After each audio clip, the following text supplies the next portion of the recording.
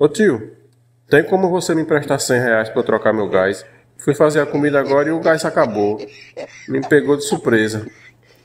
Rapaz, você que sabe quando seu gás tá perto de acabar, foi pego de surpresa?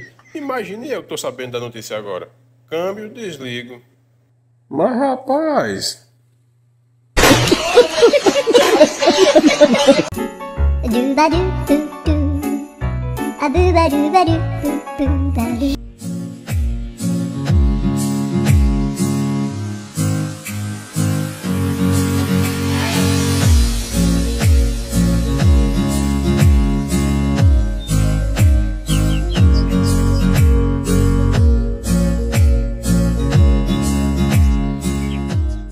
Alô?